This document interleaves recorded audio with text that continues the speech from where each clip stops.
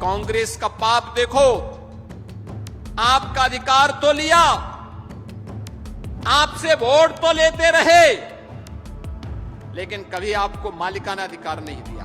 आपकी पहचान छुपाने के लिए गांव का नाम भी मियापुर रख दिया। इन गरीबों को तो हक नहीं दे पाए, लेकिन हर जिले में एक माफिया और एक गुंडे को जरूर उन्होंने पैदा किया था। यूपी की राजनीति में उस समय हलचल तेज हो गई है जब सीएम योगी ने भरे मंच से ऐलान किया है कि अब मियानपुर नहीं बल्कि रविंद्र नगर कहिए।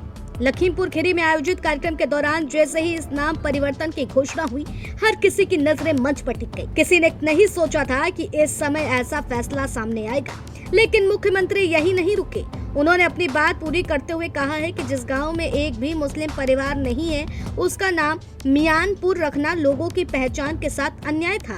और क्या कहा, सुनिए। और कांग्रेस का पाप देखो, आपका अधिकार तो लिया, आपसे वोट तो लेते रहे, लेकिन कभी आपको मालिकाना अधिकार नहीं दिया। आपकी पहचान छुपाने के लिए गांव का नाम भी मियापुर रख दिया। आप सोचो, एक भी मियां नहीं, लेकिन नाम मियापुर। अब ये मियापुर नहीं रहेगा, अब बांग्लादेश से आए हुए इन बंदों की इस बस्ती का नाम रविंद्र नगर होगा। रविंद्र नगर, गुरुदेव रविंद्र।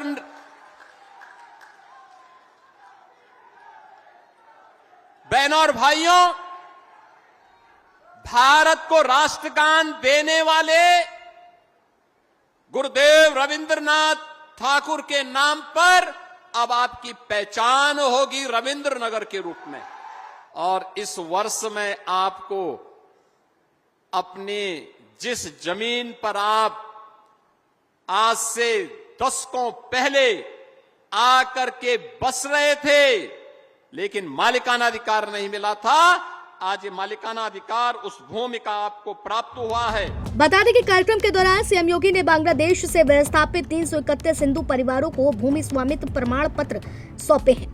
उन्होंने कहा है कि सालों से इन परिवारों की जमीनों पर अवैध कब्जा था, लेकिन अब सरकार उन्हें उनका हक दिला रही है। साथ ही लखीमपुर, दौरहरा और मोहतमी क्षेत्रों में भी 417 करोड़ रुपए की 213 परियोजनाओं का शिलान्यास कर विकास का संदेश भी दिया गया है। सपा कांग्रेस पर निशाना साधते हुए सीएम योगी ने कहा है, हिंदू सिख के मरने पर विपक्षी दल नहीं बोलते हैं, सपा के लोग जिन्ना का महिमा मंडल करते हैं। वास्तव में इस जनपद का वास्तविक नाम लक्ष्मीपुर था। लक्ष्मीपुर धन धान्य से बाहुल्य जिला था, प्राकृतिक सौंदर्य से भरपूर जनपद था।